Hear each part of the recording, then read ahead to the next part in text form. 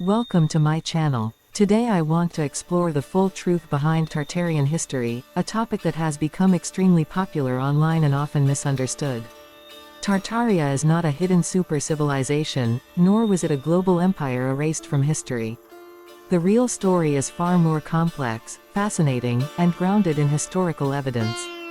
Understanding it requires looking at geography, historical records, human psychology, and how knowledge was transmitted across centuries.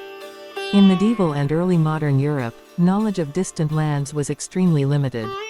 Travel was dangerous, slow, and expensive, and most people never ventured beyond their immediate regions. Information about faraway areas came from merchants, travelers, missionaries, and soldiers, whose accounts were often incomplete, exaggerated, or misinterpreted. Scholars and mapmakers relied on these reports to describe lands far beyond their borders. When detailed knowledge was unavailable, broad labels were used to categorize unfamiliar regions. Tartaria was one such label. Tartaria was never a unified country, empire, or civilization. It was a geographic term used by European writers and cartographers from roughly the 13th to the 19th century to describe vast regions of Central Asia, Siberia, and parts of northern and eastern Asia. The lands included many different peoples, cultures, languages, and political systems. Europeans, unfamiliar with these regions, grouped them under one term. This does not mean the regions were unified politically or culturally, it simply reflected the limits of European knowledge at the time. The origin of the word, Tartaria, is connected to the Tatars, a term used by Europeans to describe various nomadic and semi-nomadic groups. Over time, the word evolved into Tartary or Tartaria in maps and texts. In some cases, medieval writers even linked it symbolically to Tartarus, from Greek mythology, suggesting mystery, danger, or fear. These symbolic connections shaped the perception of Tartaria as a distant, unknown, and sometimes threatening place. The Mongol Empire had a significant influence on how Tartaria was viewed. During the 13th century, Mongol armies expanded rapidly across Asia and into parts of Eastern Europe. Their military organization, strategy, and speed shocked Europe. Entire kingdoms fell quickly, and news of Mongol conquest spread fear and awe. Europeans interpreted these events as the rise of a massive, powerful region. Many areas formerly under Mongol influence were later labeled Tartaria on European maps, even after the empire fragmented into smaller khanates.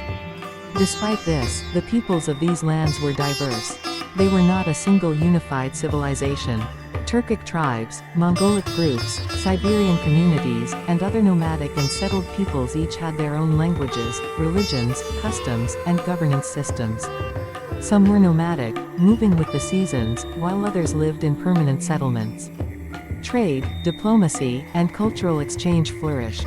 Labeling all of these regions as Tartaria was a simplification born of limited information, not evidence of a single empire. European maps from the 16th through 18th centuries often show Great Tartary, Chinese Tartary, or Independent Tartary. These labels reflect both knowledge and imagination. Early maps included artistic elements, mythical creatures, and symbolic borders. Blank areas were filled with generalized names because mapmakers lacked precise information. Tartaria appeared vast and mysterious because Europeans did not have first-hand knowledge of these lands. Modern viewers sometimes interpret this as evidence of a hidden or lost empire, but it was simply a cartographic convention. As exploration increased, particularly through Russian expansion into Siberia and Central Asia, more accurate documentation became available. Russian explorers, traders, and administrators surveyed rivers, mountains, and settlements, recorded languages, customs, and governance systems, and produced detailed maps. Over time, the vague term Tartaria was replaced with specific regional names like Siberia, Mongolia, Kazakhstan, and the territories of various khanates. This transition shows that Tartaria did not vanish, it was redefined as knowledge improved.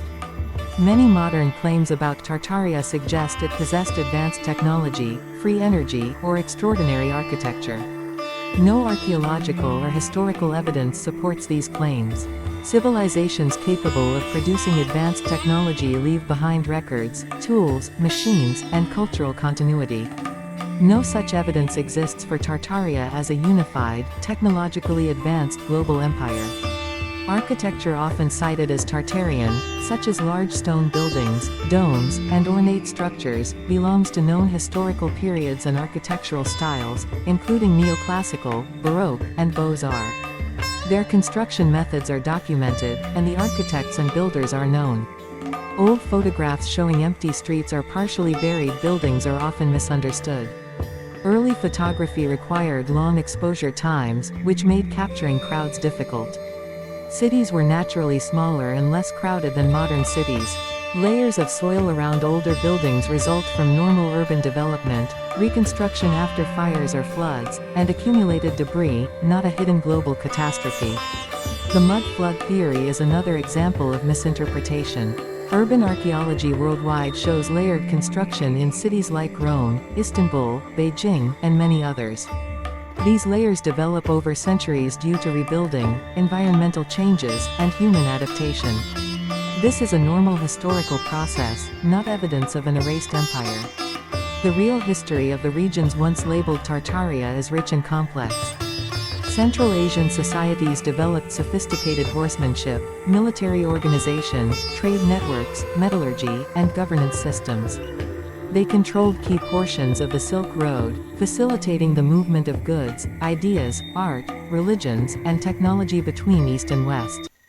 Their influence shaped world history in tangible, documented ways. Nomadic societies in particular are often misunderstood. Mobility did not equate to primitiveness. These peoples had deep knowledge of the land, animals, climate, and seasonal patterns. They managed political alliances, warfare strategies, and trade with remarkable skill. Cultural achievements, oral histories, spiritual practices, and craftsmanship thrived despite their nomadic lifestyles. The modern fascination with Tartaria also reflects psychological factors. Humans are naturally drawn to mystery, hidden truths, and alternative histories. The idea of a lost or erased empire evokes curiosity and excitement. It offers a sense of discovery and empowerment, but emotional appeal does not equal historical accuracy. True history relies on evidence, archaeology, written records, linguistics, and cross-cultural comparison. The disappearance of the name Tartaria from maps illustrates how historical knowledge evolves. Vagueness is replaced by precision as exploration, documentation, and scholarship increase. The regions once called Tartaria continued to exist, develop, and influence world history. Their peoples, cultures, and trade networks were real, not imagined. Understanding Tartaria correctly restores respect for the real historical societies of Central and Northern Asia. They were adaptive, resilient, and influential. Their contributions, through trade, cultural exchange, governance, and survival in harsh environments, are impressive on their own, without resorting to myths of lost technology or hidden civilizations. Tartaria also teaches a broader lesson about history itself. Knowledge is not static. Names, labels, and maps change over time as humans learn more. What once appeared mysterious often becomes clear when context and evidence are considered. Misunderstanding, not erasure, is often at the root of myths. Examining sources carefully allows us to separate legend from fact. The story of Tartaria ultimately reflects human curiosity, imagination, and the gradual growth of knowledge. It shows how societies interact across continents, how humans adapt to unknown lands, and how perception shapes understanding. Tartaria was never a secret empire, it was a term that reflected the limits of human knowledge at a specific time. Its true legacy lies in the real achievements of the diverse peoples of Central Asia and Siberia. This full, detailed exploration demonstrates that history does not require exaggeration to be fascinating. The regions once labeled Tartaria were home to remarkable societies that influenced trade, culture, and politics across continents. Their achievements were significant and deserve recognition. Understanding the real story allows appreciation of human history in all its complexity, without resorting to myths of erased civilizations or lost technology. Thanks for watching.